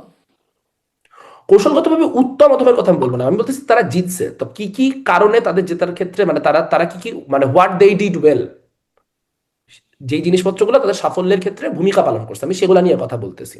আবার আপনি যদি উল্টাটা জিজ্ঞেস করেন, তাহলে উল্টাটা তো আমি সব জায়গায় বলতেই থাকি, মানে সেটা দ্যাটস আ ডিফারেন্ট পয়েন্ট। মানে আপনি ভালোটা জিজ্ঞেস করতেছেন দেখে আমি ভালোটা বলতেছি আর কি। হুম, হুম। যে কি দেখলো, মানে আপনার প্রশ্নটা যদি আমি বুঝে থাকি, তাহলে হচ্ছে যে মানে শিবিরের মধ্যে শিক্ষার্থীরা কি দেখলো, বা অনেকটা সেরকম, বা এই শিবিরের জেতার মধ্য দিয়ে আসলে তরুণরা কেমন সেই বিষয়ে কি বোঝা যায়। হুম, হুম। তো আমি বলতেছি যে ধরেন আপনার রাইট উইং তো আরো অনেক প্যানেল ছিল, শিবিরের থেকে রাইট উইং প্যানেলও ছিল। তো তারা তো জিতলো না, তারা শুধু জিতলো না তাই না, তারা কোনো ভোটও পাইলো না। ঘটনাটা হচ্ছে যে এখানে আপনার এক ধরনের একটা পলিটিক্যাল ভ্যাকিউম ছিল, ছাত্র দল সম্পর্কে একটা নেগেটিভ পারসেপশন আগে থেকে ছিল, বামপন্থীদের জিতায়ও কোনো লাভ নাই বা বামপন্থীদের ভোট দিলেও জিতবে না এরকম একটা পারসেপশন ছিল। সবটা মিলায়ে এখানে মানুষজনের কাছে একটা অটোমেটিক চয়েস হিসেবে শিবির আসছে। তবে আমার ধারণা, আপনি যদি যে ছাত্র সংসদ নির্বাচনগুলি হয়ে গেছে, ধরেন আপনি যদি কালকে আর একটা ডাকসু করেন, আপনি কালকে ডাকসু করলেই দেখবেন যে শিবিরের বেশ কিছু ভোট কমে গেছে, একটা সিগনিফিকেন্ট পোর্শন কমে গেছে। কিন্তু কারণ ডাকসু না এই, করলাম কালকে, তারপরে রাকসু, চাকসু, এদিকে জাকসু, জোকসু, এবার শাকসুও হতে যাচ্ছিল, সেটাও মানে বন্ধ হয়ে গেল। না আপনি যদি পরবর্তীগুলোতে তো খুবই একই রকম। অবজেক্টিভলি দেখেন, তাহলে কিন্তু দেখবেন যোগসুতে অলরেডি আপনার যে মার্জিনস গুলো সেগুলো অনেক ক্লোজ হয়ে আসছে। মানে আপনি যোগসুর ইলেকশনে আপনি যদি সবগুলা অনেক পোস্টে তারা জিতছে, এটা তো আপনি বলতে পারেন, কিন্তু আপনি যদি মার্জিন দেখেন, মার্জিনের জায়গা থেকে কিন্তু আপনার এটা ভূমিধস বলতে পারবেন না। সো এক ধরনের কি বলবো জিনিসটা এক ধরনের লেবেল আউট করে যাওয়ার ট্রেন্ড কিন্তু বিদ্যমান, কিন্তু এটা অনেক স্লো। সো এটা আসলে রিয়েল টাইমে বোঝাটা খুব ডিফিকাল্ট। তবে আমার কাছে মনে হয় যে আসলে এটা কোনো মানে এইটা এমন ইন্ডিকেট করে না যে ঢাকা বিশ্ববিদ্যালয় বা এই জাতীয় বিশ্ববিদ্যালয়গুলা সবগুলা একটা মহা দক্ষিণপন্থী শিফট হচ্ছে, বরং এখানে আসলে অদক্ষিণপন্থী যে শক্তিগুলা, আমাদের যে সীমাবদ্ধতাগুলা, সেই সীমাবদ্ধতাগুলো অ্যাড্রেস করে কিভাবে আসলে জনগণের কাছে ওইভাবে যাওয়া যায়, যেখানে যে আমার শেষ ভোটটা পর্যন্ত চাওয়া যায়। আমি তো 40,000 শিক্ষার্থীর কাছে পৌঁছানোর ইনফ্রাস্ট্রাকচারই নাই আমার। আমি যার সাথে ফাইট করতেছি, আমার 40,000 শিক্ষার্থীর কাছে পৌঁছানোর ইনফ্রাস্ট্রাকচারই আমার তৈরি করতে হয়েছে ইলেকশন ধরে। আর ওর ইনফ্রাস্ট্রাকচার নিষিদ্ধ থাকা অবস্থায় আগে থেকে তৈরি। সো এটা অটোমেটিক্যালি একটা অ্যাডভান্টেজ। এইটা যত বেশি না আইডিওলজিক্যাল ডিফিট, তার থেকে অনেক বেশি ইনফ্রাস্ট্রাকচারাল ডিফিট। নিষিদ্ধ থাকা আমি যদি অবস্থায় সেই আগে থেকে তৈরি ইনফ্রাস্ট্রাকচার কি বিল্ড করে? করতে পারি। মানে নিষিদ্ধ থাকা অবস্থায় আগে থেকে তৈরি কি করে শিবিরের? সেটা তো তাদের গুপ্ত রাজনীতির ফজিলত। তারা তো পুরোটা সময় আওয়ামী লীগের যে কাঠামো, ছাত্রলীগের যে কাঠামো, সেই কাঠামোর ভিতরেই ছিল। তাদের লোকজন ডিবেট ক্লাবের প্রেসিডেন্ট হয়েছে, এই ডিবেট ক্লাবের প্রেসিডেন্ট, সাংবাদিক সমিতির প্রেসিডেন্ট, এই প্রত্যেকটা জিনিস ছাত্রলীগ থেকে ভেট করে হইতো। ছাত্রলীগের অ্যাপ্রুভাল ছাড়া কেউ ঢাকা ডিওডিএস এর প্রেসিডেন্ট হইতো না ওই সময়। কেউ আপনার ইয়ের প্রেসিডেন্ট হইতো না, আপনার সাংবাদিক সমিতির প্রেসিডেন্ট হইতো না। তো যখন আমি দেখতে পাচ্ছি যে এই সংগঠনগুলির ভিতর থেকে শিবির বেরোচ্ছে, তার মানে কি? তার মানে হচ্ছে যে এখানে গোটা স্ট্রাকচারটার মধ্যে তাদের একটা ইনফিল্ট্রেশন ছিল, এবং ইনফিল্ট্রেশনটা সাজানোই ছিল এমন ভাবে যে ইফ এন্ড ওয়েন এই গভর্নমেন্টটা পরে, তখন যাতে করে আমার সেই ইনফ্রাস্ট্রাকচারটা রেডি থাকে যে আমি বিভিন্ন শিক্ষা প্রতিষ্ঠানগুলো রাতারাতি টেক ওভার করতে পারবো। এবং এক্স্যাক্টলি তাই হয়েছে, এবং সেখানে আসলে আমাদের সবার এক ধরনের কালেকটিভ ফেলিয়ার ঘটছে, সেটা আসলে অস্বীকার করা ছাত্রলীগের কি যায়। বেশিরভাগই শিবির ছিল? মানে আসলে ছাত্রলীগের ভোটাররা গেল কোথায়? তখন আমরা শুনেছিলাম যে ছাত্রলীগ নাকি শিবিরকে ভোট দিয়েছে। ফলে প্রশ্নই আসতেই চায় যে মানে জেগেই ওঠে যে বেশিরভাগ ছাত্রলীগে কি শিবিরই ছিল? আমি আমি স্ট্যাটিস্টিক্যালি বলা ইজ ভেরি ডিফিকাল্ট, কারণ আমার কাছে মনে হয় বেশিরভাগ ছাত্রলীগ কিছুই ছিল না। বেশিরভাগ ছাত্রলীগ বা বেশিরভাগ মানে এই বেশিরভাগরা হয় হচ্ছে তারা যারা হচ্ছে ক্ষমতার সাথে থাকতে চায়। সো যেখানে হয়েছে যে তখন ছাত্রলীগের সাথে থাকলে ক্ষমতার সাথে থাকা যায়, তো এখন শিবিরের সাথে থাকলে ক্ষমতায় থাকা যায়। কালকে যদি ছাত্র দলের সাথে থাকলে ক্ষমতায় থাকা যায়, তাহলে এরা পুরা সার্কেলটা কমপ্লিট করে ফেলবে। ধরেন দল লীগ হয়ে শিবির হয়ে দল পর্যন্ত হওয়াটা কমপ্লিট করে ফেলবে। আজকে যারা শিবিরের হয়ে অনেক কথাবার্তা বলতেছে, কালকে নির্বাচনের ফলাফল চেঞ্জ হওয়ার পর তাদের একটা বড় অংশ যে আবার ছাত্র দল হয়ে যাবে না, এটার কোনো নিশ্চয়তা নেই। কিন্তু এটা এটা তো হচ্ছে সেই ধরেন গ্রুপটা। সবগুলো পরিসংখ্যান তো বলছে, যদি সেদিকে মানুষ বিশ্বাস করে নাকি মানুষ আসলে বিশ্বাস করছে না সেটাও প্রশ্ন রাখি, যে যেটা পরিসংখ্যান বলছে যে আগামী নির্বাচনে বিএনপি আসবে, মানে সরকার গঠন করবে, সেক্ষেত্রে তো তাহলে কেন ছাত্রদল শক্তিশালী হচ্ছে না? মানে আগে থেকেই যখন জানা বিষয়টা, তাহলে ছাত্রদল কেন শক্তিশালী না? মনে হয় না বিষয়টা এত এত ফরগন কনক্লুশন। মানে আমার ব্যক্তিগত হাম্বল ওপিনিয়ন হচ্ছে যে ইলেকশনের রেজাল্টটা এখন যারা এত মানে ক্লিয়ারলি বলতেছেন, তারা কি দেখে বলতেছেন তারা জানেন। মানে এই পোলিং এর উপর আমি খুব বেশি ভরসা করি না। মানে আমি নিজেও দেখছি, ডাকসু সময়কার পোলও দেখছি, মানে poll is not a very good reflection of reality, specially বাংলাদেশের মতো দেশগুলোতে যেখানে পোলগুলা করার ক্ষেত্রেই পলিটিক্যাল ইন্টারেস্ট থাকে। কিন্তু যদি আমি বলতেছি যে ইফ অ্যান্ড ওয়েন এখানে একটা ক্ষমতার রদবদল ঘটে, ক্ষমতার রদবদলটা নিশ্চিত হওয়ার সাথে সাথে আপনি দেখবেন প্রচুর মানুষজন আবার জায়গা শিফট করে আবার ক্ষমতার সাথে চলে গেছে। আর গুপ্ততার যে বিষয়টা, এটা তো খুব ক্লিয়ার। মানে এটা হচ্ছে যে ধরেন আপনার এমন লোকজনও ছিল যারা আপনার গেস্ট রুমে আপনার হচ্ছে শিক্ষার্থীদেরকে র্যাগ দিত শিবির বলে। মানে যারা শিবির বলে র্যাগ দেওয়ার জন্য প্রসিদ্ধ ছিল, পরবর্তীতে দেখা গেল তারা নিজেরা ছাত্র শিবির। এবং তারা এখন এই যে কয়েকদিন আগে ডাকসুর একজন সদস্য, তার কিছু ফেসবুক স্ট্যাটাসের ভিত্তিতে মানুষজন তার অতীত আবার ডিক করা শুরু করছে, করতে গিয়ে এগুলা বের হয়ে আসছে যে সে ওই একসময় গেস্ট রুমের একজন খুব মানে কি বলবো ত্রাস সঞ্চারকারী একজন নেতা ছিলেন। তো এই যে গোটা কাঠামোটা, এটা ঘটনাচক্রে হয়নি। এমন না যে একজন দুইজন লোক হঠাৎ করে চিন্তা করছে যে আচ্ছা আমি ছাত্র শিবির করি, তাহলে আমি ছাত্রলীগে ঢুকে যাই, আমি ছাত্রলীগে ঢুকে গেলে নিজেকে বাঁচাতে পারবো। এই পুরো জিনিসটা একটা কাঠামোগত ভাবে হয়েছে। এবং সেই জন্যই আসলে ছাত্রলীগের ওই সময়কার যে নির্যাতন অত্যাচার, সেগুলোর পিছনে অর্গানাইজেশনাল বা স্ট্রাকচারাল দায় শিবির কেন নিবে না, সেই প্রশ্নটাও খুবই যৌক্তিক একটা রাজনৈতিক প্রশ্ন।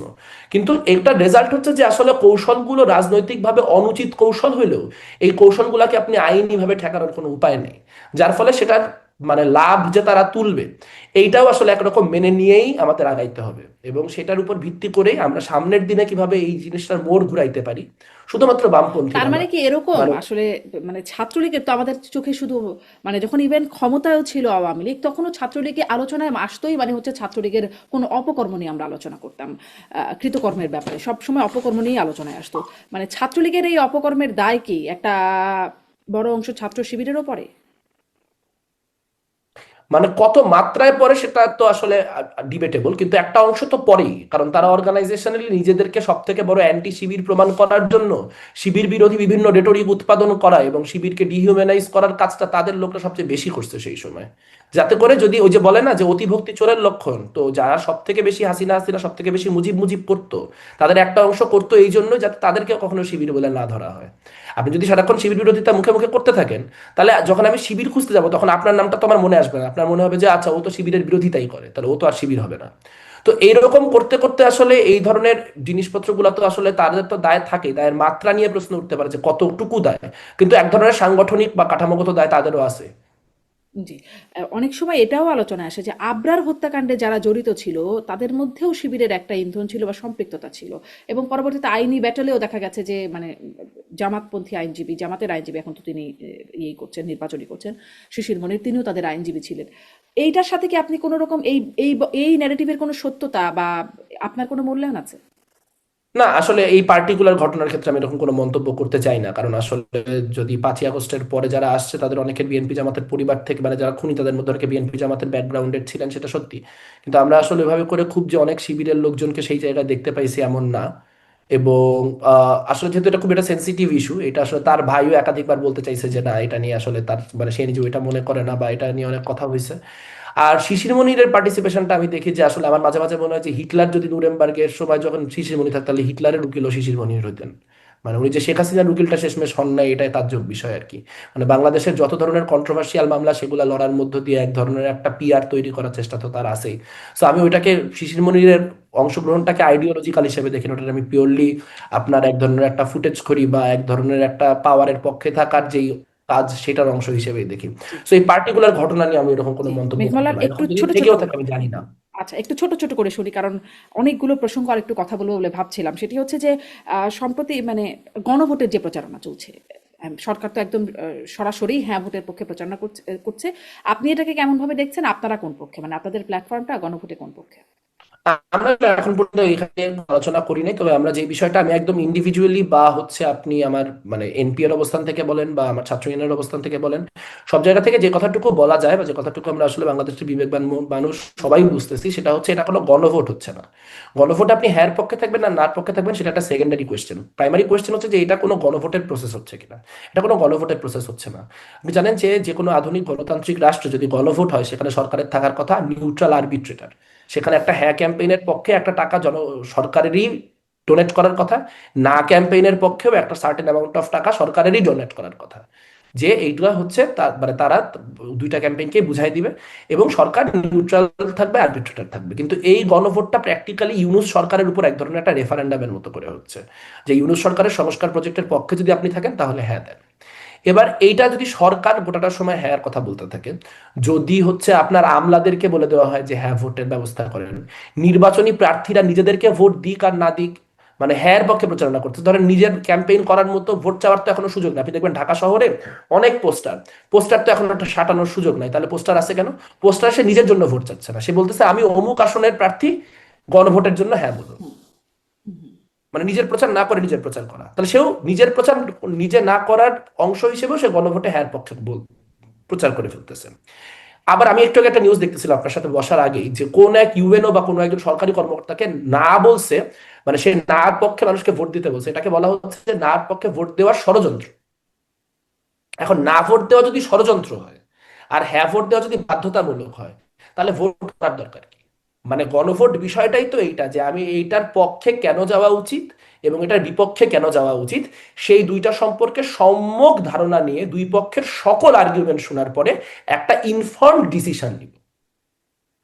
সেইটা নেওয়ার তো কোনো রকম ব্যবস্থা এরা রাখে নাই, বরং তারা এমন একটা পরিস্থিতি সৃষ্টি করছে যে না ভোটের পক্ষে কোনো কথা হলেই সেটাকে তারা জুলাই বিরোধী হিসেবে আখ্যা দিচ্ছে।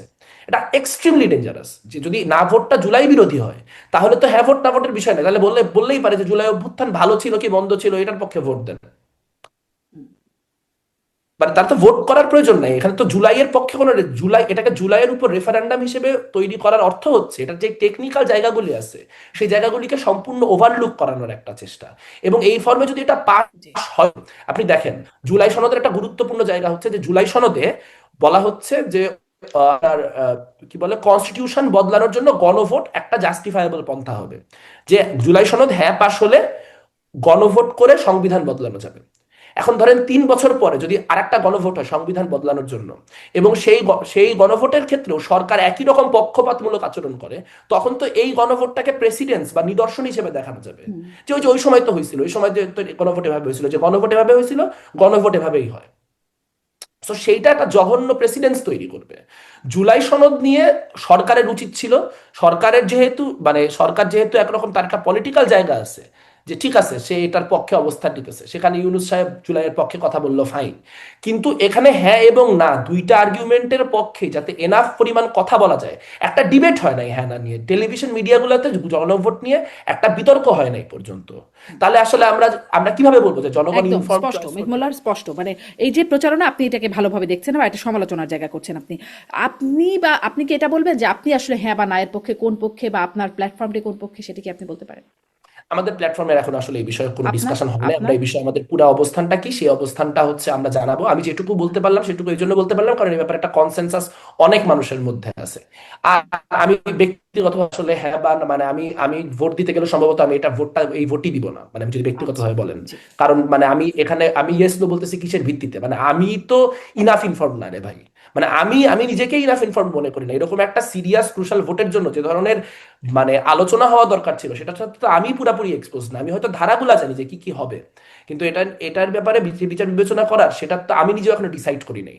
এবং আমি না বললাম যে আমি ভোট দিব না এই জন্য, কারণ আমার কাছে মনে হয় এই ভোটটা আসলে শেষমেশ ডাউন দ্য ইয়ার্স, 10 বছর 20 বছর পরে যতই আপনার এখন প্রচন্ড পরিমাণে ইয়ে করে এটাকে করা হোক না, এটা পলিটিক্যাল লেজিটিমেসি হারাবে, কারণ এখানে জি, নায়ের পক্ষের আর্গুমেন্ট গুলো কেউ শোনেই নাই। জি, একদম। ফলে যদি ভোটটা মেঘমোল্লার হ্যাঁ একটু হওয়ার এটা পরে শুনি। নানান ক্রাইসিস তৈরি হয়, একটু শেষ করি, যদি হ্যাঁ, হ্যাঁ হওয়ার পরে নানান ক্রাইসিস তৈরি হয়, তখন বলা হবে যে এই যে এটা তখন মানুষজন আমাদেরকে একরকম মানে ছলনার মধ্যে দিয়ে করাইছিল, কাজে এইটার কোনো লেজিটিমেসি নাই। এটা 4-5 বছরের মধ্যে পলিটিক্যাল পক্ষগুলাই বলবে, যারা এখন হ্যাঁ পক্ষে করতেছে আপনি মিলায় নিয়েন, একদিন এরাই বলবে যে না তখন একটা অবিবেচনাপূর্ণ কাজ হয়েছে, আমরা ভোটটা ঠিক মতো করে আসতে পারিনি। অনেকে তো আসলে খুব শক্তভাবে যে হ্যাঁর পক্ষে তাও মনে হয় না, মানে তারা ব্যক্তিগতভাবে অনেকেই, আমি বিএনপি বলছি, বিএনপির অনেকেই বলেছেন নেতাদের যে আসলে তারা না ভোটের পক্ষে। এমনকি মির্জা ফখরুল ইসলাম আলমগীর ঠাকুরগাঁও এক আয়োজনে বলেছিলেন যে গণভোট কি মানুষ বোঝে না, জুলাই সনদ মানুষ বোঝে না, যদিও দল হিসেবে তারা হ্যাঁর পক্ষে থাকার অবস্থান নিয়েছে। কিন্তু আমি এটাও একটু জানতে চাই আপনার কাছে যে আপনাদেরই তো বন্ধু বান্ধবরা মিলে বা সিনিয়র জুনিয়র তারা মিলে হচ্ছে এনসিপিটা গঠিত হলো পরবর্তীতে, তারা তো শুরু থেকেই জুলাই সনদ বলে অনেক কিছু করলো, কিন্তু কেন স্বাক্ষর করলো না, এটি বলতে পারেন? আই হ্যাভ নো আইডিয়া, মানে এটা তারা ভালো বলতে পারবে আর কি। মানে এটাকে আমাকে বাইরে থেকে দেখে আমার পলিটিক্যাল স্ট্যান্ড বা বেশি কিছু মনে হয়নি। হুম। মানে মানে আমি এটাকে এই কোনো বিষয়টি ওয়েল জিজ্ঞাসা থট আউট করেছিলাম, ডিসিশন মনে হয় নাই। সরকারের প্রেস সচিবকে, তিনি বলেছিলেন স্বাক্ষরটা আসলে খুব ইম্পর্টেন্ট কিছু না। আপনার কাছে কি মনে হয় স্বাক্ষর ইম্পর্টেন্ট কিছু না, না করা বা না করা একই ব্যাপার?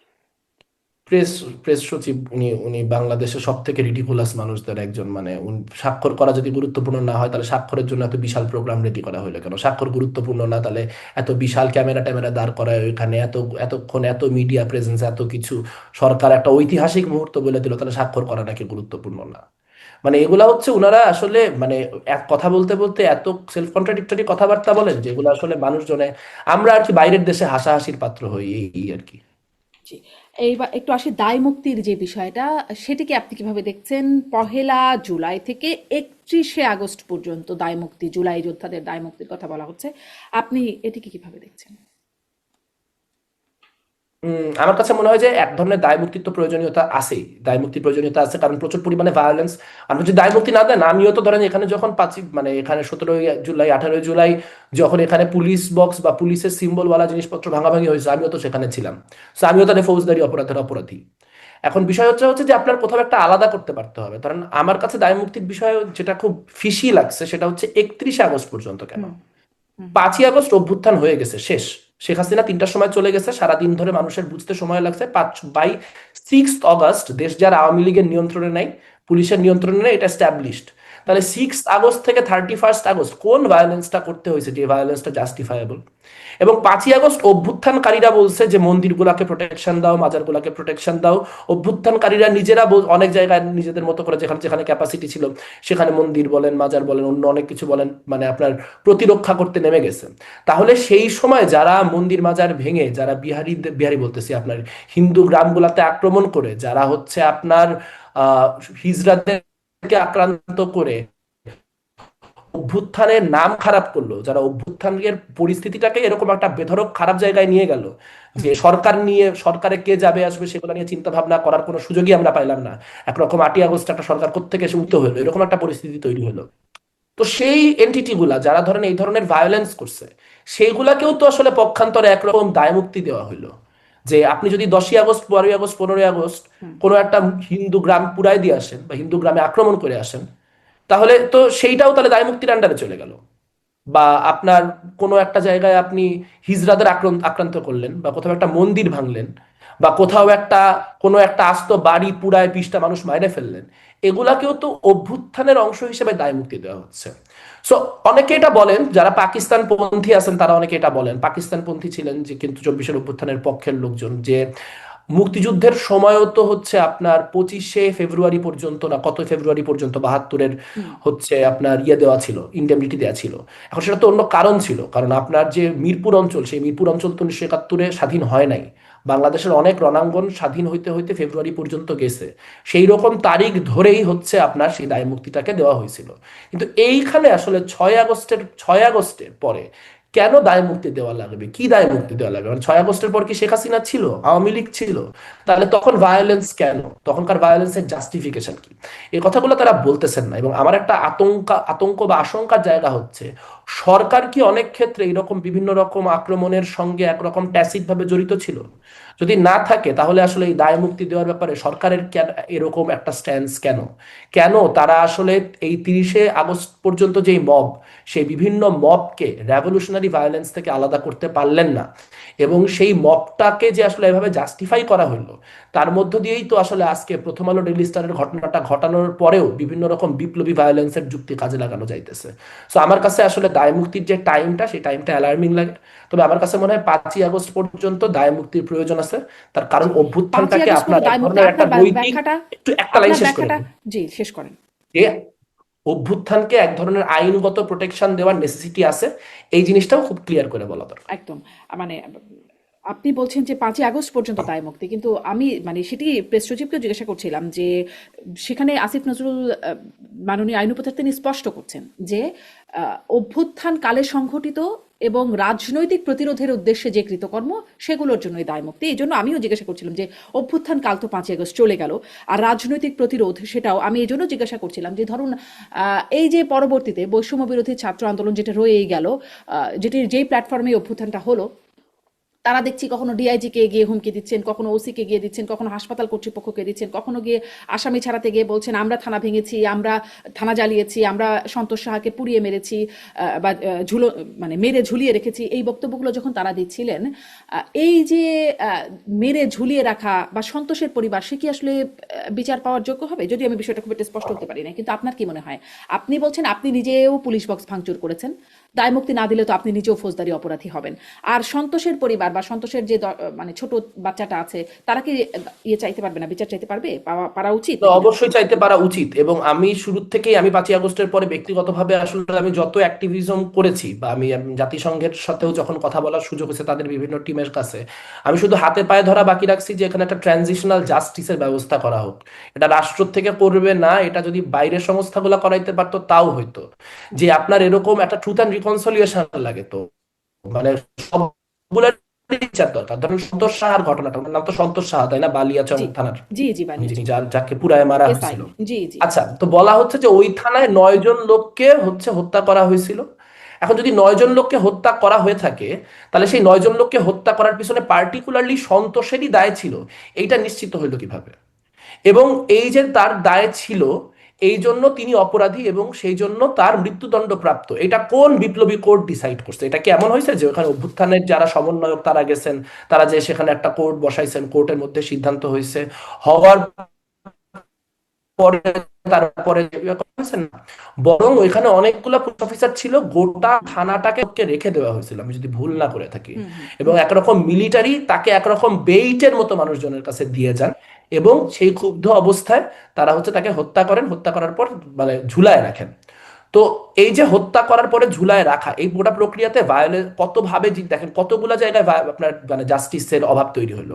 প্রথমটা হচ্ছে যে আপনি এখন চাইলেও আর মানে ওই যে আপনার প্রথম যে বিচারটা, যে ওই 9 জনকে কারা হত্যা করছিল, বালিয়াচং থানায় যে 9 জন মানুষকে মৃত অবস্থায় অভ্যুত্থানের সময় পাওয়া গেছে, সেই 9 জন মানুষের হত্যার পিছনে কারা দায়ী ছিল, এইটাও আপনি আর নৈর্ব্যক্তিকভাবে ইনভেস্টিগেট করতে পারবেন না। কেন পারবেন না?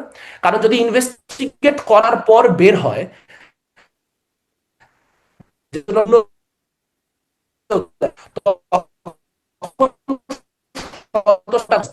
বা যদি আপনি মেনেও নেন যে সন্তোষের কারণে হয়েছিল, তাহলেও এই প্রক্রিয়ায় মানুষকে রেভলিউশনারি ভায়োলেন্স হিসেবে জাস্টিফাইড কিনা, এই প্রশ্নের কোনো উত্তর নেই।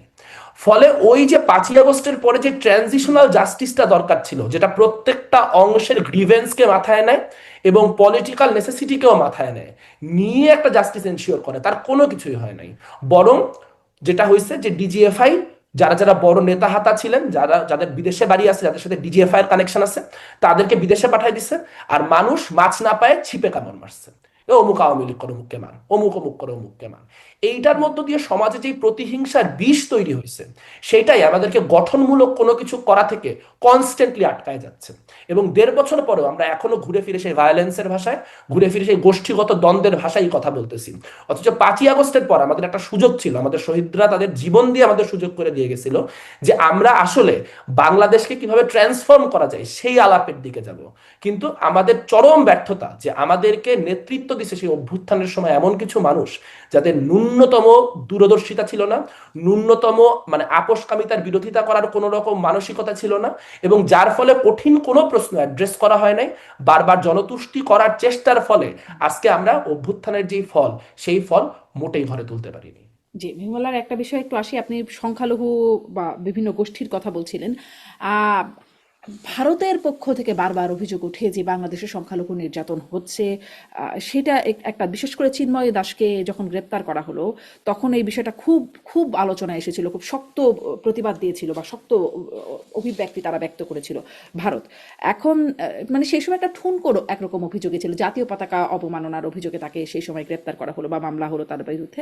এখন তাকে আইনজীবী আলিফ হত্যা মামলায়ও তাকে 39 জনের বিরুদ্ধে চার্জশিট হয়েছে, তিনিও একজন চার্জশিটভুক্ত আসামি। আপনি আসলে এটি কি মনে করেন, এখানে কি আসলে সংখ্যালঘু বিদ্বেষ আছে, নাকি এখানে আসলে অপরাধ আছে? প্রথম কথা হচ্ছে যে আলিফ হত্যাকাণ্ডের সঙ্গে আসলে উনার কিভাবে কানেক্টেড থাকা সম্ভব আমি জানি না, উনি তো ওই সময় জেলে ছিলেন। সো মানে এটা আসলে এটার বেসিস কি আমি শিওর না, আমার এই চার্জশিটটা দেখতে হবে, চার্জশিটটা না দেখে বলাটা ডিফিকাল্ট। কিন্তু এটা শুনে খুব লজিক্যালি মানে খুব খুব মানে সুদৃঢ় কিছু বলে মনে হচ্ছে না, কিন্তু এটা মানে আমার চার্জশিট না দেখে মন্তব্য করা উচিত না। আর একটা হচ্ছে রাষ্ট্রদ্রোহিতার যে মামলাটা হয়েছে, ওই মামলাটা একটু হিপোক্রিটিক্যাল এই সেন্সে যে ওইখানে রাষ্ট্রদ্রোহিতার মামলা হয়েছিল এই জায়গা থেকে যে তিনি হচ্ছে, তিনি যেই জাতীয় পতাকার উপর বা উনার উনার আয়োজিত একটা সমাবেশে জাতীয় পতাকার উপরে গেরুয়া পতাকা ছিল। সো আমরা পরে অনেক ক্ষেত্রে দেখছি যে ধরেন দেলোয়ার হোসেন সাইদির ছেলে, তিনি যখন নৌকা করে যাচ্ছেন, জাতীয় পতাকার উপরে জামাত ইসলামীর পতাকা, এরকম আমরা দেখতে পেয়েছি। সো এই এবং কোনো একটা আয়োজন, সেখানে হাজার হাজার মানুষ আছে, সেখানে যিনি এই আয়োজনটার নির্দেশ দিচ্ছেন, যিনি আয়োজনটার প্রধান আয়োজনকারী, তার কারণেই বা তার পরামর্শেই বা তার নির্দেশনাতেই জাতীয় পতাকার উপরে গেরুয়া পতাকা লাগানো হবে, এটা খুব কখনোই খুব কনভিন্সিং কিছু ছিল না। কিন্তু ধরেন আমার কথা হচ্ছে, আমি মানে আমার যেটা অস্বস্তির জায়গা সেটা হচ্ছে যে পুরনো বন্দোবস্ত নতুন বন্দোবস্তের কথা বলি না। পুরানো বন্দোবস্ত হচ্ছে যে কারো বিরুদ্ধে কোনো একটা পলিটিক্যাল অ্যাকিউজেশন আছে, সেই পলিটিক্যাল অ্যাকিউজেশনটা আমি দিতে চাচ্ছি না, বা তার বিরুদ্ধে আমি কোনো একটা ষড়যন্ত্রের অভিযোগ পাইছি, সেটা আমি প্রকাশ করতে চাচ্ছি না। তো আমি কি করব, আমি হচ্ছে দেখা যাবে তাকে অন্য কোনো একটা মামলা দিয়ে ধরে তাকে রেখে দিব, ওই ওই জিনিসটার সামনেই আনবো না যে আমি কোন ফর্মে জানতে পারলাম যে সে একটা কোনো একটা কনস্পিরেসির অংশ। সো এরকম অনেক লোকজনই নানান সময় আমাদের ইঙ্গিত করার চেষ্টা করছে যে তিনি কোনো বড় কনস্পিরেসির সাথে যুক্ত। যদি কোনো বড় কনস্পিরেসির সাথে উনি যুক্ত হয়ে থাকেন, তাহলে সেটা সামনে আনেন, সেটা তো আমার আপনার জানার অধিকার আছে। কিন্তু এই যে যেই প্রক্রিয়া তাকে আক্রান্ত করা হইলো এবং যেই প্রক্রিয়া তাকে এখন পর্যন্ত জেলে রাখা হয়েছে, এই প্রক্রিয়াটায় ন্যূনতম স্বচ্ছতা নাই এবং এটা খুবই ডাবল স্ট্যান্ডার্ডে পরিপূর্ণ। জি, এখন না হয় আপনি কি আলিফ একটু এটা হত্যাকাণ্ড বলবেন? হ্যাঁ, কেন্দ্র আপনি করে কি হামলা হলো। এটা একটু বলবেন যে হুম। আসলে আপনি নিজেও বলছেন যে আপনাদের এই প্ল্যাটফর্মেও সংখ্যালঘুদের বিষয়ে আপনারা, মানে তারাও আছেন আপনাদের সাথে, বিভিন্ন সেক্টরে যারা সংখ্যালঘু, আসলে কি মানে ধর্মীয় সংখ্যালঘু বিষয়ে যদি কথা বলি, আগেও আমরা দেখেছি তারা অনেক ক্ষেত্রে নিগৃহীত ছিল, কখনো কখনো অত্যাচারিতও ছিল। এই এই সময় এসে এটা আরো যেন খুব বেশি আলোচিত হচ্ছে। এমন কি হয়েছে যে আসলে সংখ্যালঘু নির্যাতন বেড়েছে, সংখ্যালঘুরা এই সময় একটু বেশি অনিরাপদ বোধ করছে, নাকি এটাই স্বাভাবিক প্রক্রিয়া ছিল বরাবর? না বা আহ, সংখ্যালঘু, যে সংখ্যালঘুদের উপর যে নির্যাতন, সেই নির্যাতনের এক ধরনের জাস্টিফিকেশন তৈরি হয়েছে নতুন করে। সেটা হচ্ছে যে আমরা এখানে দেখতে পাচ্ছি যে আসলে ভারত বিরোধিতার যে প্রশ্ন, সেই ভারত বিরোধিতার প্রশ্নকে প্রকৃত অর্থে ভারতের যে বৃহৎ পুঁজির বিরোধিতা সেখানে রাখা হচ্ছে না। এই জন্য আমরা দেখতে পাচ্ছি মাহমুদুর রহমানের মতো মানুষ, যিনি হয়তো কোনো একটা সময় আপনার এখানে টাটার ইনভেস্টমেন্টের পক্ষেও কথা বলেছেন, সেই লোক হঠাৎ করে প্রচন্ড ভারত বিরোধী হয়ে ধরেন কি ধরনের মন্তব্য করতেছেন। ধরেন ডাকসু নির্বাচন নিয়ে তিনি মন্তব্য করতেছেন যে জগন্নাথ হলের শিক্ষার্থীরা যে শিবিরের প্রার্থীদেরকে ভোট না দিয়ে ছাত্র দল এবং ছাত্র ইউনিয়নের প্রার্থীদেরকে ভোট দিয়েছেন, এটার ভারতের ইঙ্গিতে হইছে কিনা এটা উনি সম্পাদকীয় লিখে জানতে চাচ্ছেন। তো আপনি চিন্তা করে দেখেন, এটা উল্টাটা করলে কি পরিস্থিতি তৈরি হতো। কোনো মানে আওয়ামী লীগ পন্থী লোক বা কোনো বামপন্থী লোক বা কোনো বিএনপি পন্থী লোক যদি লিখতেন যে শহীদুল্লাহ হলের শিক্ষার্থীরা যে এত পরিমাণে সাদিক কায়েমকে ভোট দিল, এইটা পাকিস্তানের ইন্ধনে হয়েছে কিনা বা পাকিস্তান থেকে এই এই খবর এসেছে কিনা, সেটা খতিয়ে দেখার প্রয়োজন আছে, তাহলে তার কি রিফ্লেকশন হইতো। সাথে সাথে সব মানে তিনটা মব হয়ে যেত, ওই পত্রিকার অফিস উড়াই দেওয়া হইতো। কিন্তু উল্টা কথাটা বাংলাদেশে বলা যায়, বাংলাদেশে হিন্দুদের না মানে বাংলা দেশপ্রেম নিয়ে, তাদের এলিজেন্স নিয়ে, তাদের আনুগত্য নিয়ে ক্রমাগত প্রশ্ন তোলা যায়।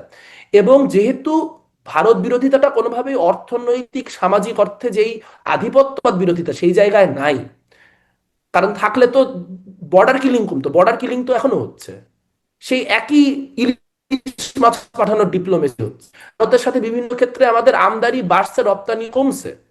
আমরা দেখতে পাচ্ছি আদানির প্রজেক্ট বিদ্যমান আছে, রামপাল বিদ্যুৎ কেন্দ্র বিদ্যমান আছে। আমি একদিকে বলতেছি ভারত আমার মহাসমা মাইরে উড়াইবো, ইউরেনিয়াম তুলে নিয়ে এসে নিউক্লিয়ার বোমা বানাবো, তারপর উড়াই দিব, আমি বর্ডার কিলিং ঠেকাইতে পারতেছি না। আমি আম পাঠানোর ইলিশ মাছ পাঠানোর ডিপ্লোমেসি করে যাচ্ছি। আমার এখানে বিদ্যুৎ যেটা আমার একদম স্ট্র্যাটেজিক্যাল কনসার্ন, আমি বলতেছি আমার শত্রু রাষ্ট্র, তারপর আমি ওর কাছ থেকে বিদ্যুৎ আমদানি করতেছি। তো ফলে বোঝা যাচ্ছে যে ভারত বিরোধিতার যে ইস্যুটা সেটা আসলে ভারতের পুঁজির বিরোধিতা না, এটা কার্যত, যেহেতু বাংলাদেশে সাম্প্রদায়িকতার রাজনীতি সরাসরি করা যায় না, সেই জন্য এটা ছদ্ম সাম্প্রদায়িকতার রাজনীতি হিসেবে ভারত বিরোধী রাজনীতিকে কাভার হিসেবে ব্যবহার করতেছে রাইট উইং এর লোকজন। এবং তার মধ্য দিয়ে সব থেকে বেশি মার্জিনালাইজড হচ্ছে হিন্দু কমিউনিটি, কারণ সে তাকে ক্রমাগত ভারতের দোসর হিসেবে, ভারতের চর হিসেবে দেখানোর যে রাজনৈতিক চর্চা, সেটা সেই 1971-এর আগ থেকে হওয়া চর্চা। সো সেই পুরানো রাজনীতিটাকে অনেকে একটা সুন্দর মোলায়েম প্রলেপ দিয়ে সেটার যে সাম্প্রদায়িক বিষ দাগটা সেটা ঢেকে রাখার চেষ্টা করতো, কিন্তু সেটা ক্রমাগতই সামনে বের হয়ে আসতেছে। সাথে আমি এটাও অ্যাড করতে চাই যে হিন্দু এখানে অ্যানালাইজ, এটা যেমন কিন্তু বাংলা এখন পর্যন্ত দিনের বেলায় প্রকাশ্যে কেউ মন্দির ভাঙতে পারে না। যদি মন্দিরগুলা ভাঙা হয় রাতে, মন্দিরগুলা ভাঙা হয় আড়ালে আবডালে। কিন্তু বাংলাদেশে মাজার ভাঙার যে মহোৎসব হয়েছে গত 1.5 বছরে, এটা মানে এই ভূখণ্ডের ইতিহাসে ঘটে নাই কোনোদিন। এই ভূখণ্ডের ইতিহাসে 1.5 বছরের 300-র কাছাকাছি, বা আমি জানি না এখন বোধহয় অফিসিয়াল নাম্বারটা 200-র উপরে, মানে প্রায় 300-র কাছাকাছি মাজার আক্রান্ত হয়েছে in one form or another. Desecrated হওয়ার সংখ্যাটা আর একটু কম হবে, কিন্তু 300 মাজারের উপর আক্রমণ হইতেছে, মানুষজন বলতেছে যে লালনের মেলা করতে দিবে না, সাকরাইন বন্ধ করে দেওয়ার কথা হইতেছে। এইটার যে প্রতিক্রিয়াশীলতা, এইটা আসলে সব থেকে বেশি অনুভব করবে আপনার যারা আকিদাগত অর্থে সংখ্যালঘু। সেই ক্ষেত্রে তরিকতপন্থী মুসলিমরা প্রচন্ড পরিমাণ একটা প্রেশারের মধ্যে আছে। আপনি দেখতে পাচ্ছেন যে কারণে দেখতেছেন সুন্নিরা আলাদা ইলেকশন করতেছেন। আমরা দেখতে পাইতেছি যে হচ্ছে গিয়াসউদ্দিন তাহেরি তিনি নির্বাচনে দাঁড়াচ্ছেন। তার কারণ কি? তার কারণ হচ্ছে যে এই মানুষগুলা আর বাংলাদেশের যে নতুন রাজনীতি, যে নতুন রাজনীতিতে নিজেদের জায়গা দেখতে পাচ্ছেন না, নিজেদেরকে দেখতে পাইতেছেন না। এবং এটাও কি খুব স্ট্রেঞ্জ না যে এনসিপি থেকে সেই নেতাগুলাই বেশিরভাগ বাইর হলেন যারা এদার ধর্মগত বা জাতিগত সংখ্যালঘু অথবা আপনার লিঙ্গের ক্ষেত্রে নারী। সো তাহলে আসলে নতুন বন্দোবস্ত কি আসলে এক ধরনের সংখ্যাগরিষ্ঠতাবাদ এবং মেজরিটেরিয়ানিজম একটা ভালো পোশাক পরানো? আমার কাছে মনে হয় উত্তরটা এখন সেখানেই দাঁড়াইছে। এবং বাংলাদেশের ধর্মীয় সংখ্যালঘু, জাতিগত সংখ্যালঘু মানুষেরও একটা বড় অংশ জুলাইয়ের অভ্যুত্থানে নেমে আসছিলেন, তারাও এই অভ্যুত্থানটাকে সাপোর্ট করছেন। ধর্মীয় সংখ্যালঘুদের মধ্যে শহীদ আছে। সো যেই সুযোগটা আমরা পাইছিলাম যে এই এই বিভাজনগুলা থেকে বের হওয়া, সেটা আমরা ম্যাসিভলি ফেল করলাম। এবং যদি এক কথায় বলি যে হ্যাঁ, বাংলাদেশের ধর্মীয় সংখ্যালঘুরা এই মুহূর্তে শুধু আওয়ামী লীগের আমল না, অতীতের যে কোনো সময় থেকে বেশি অনিরাপদ বোধ করতেছে। অনেক ধন্যবাদ মেহমুল্লাহর, অনেকগুলো বিষয়ে আপনার মত স্পষ্ট হলাম আজকের আলোচনায়। ধন্যবাদ যুক্ত হয়ে সময় দেওয়ার জন্য। আপনাকেও ধন্যবাদ। দর্শক, এতক্ষণ সাথে থাকার জন্য আপনাদের সবাইকে অনেক অনেক ধন্যবাদ।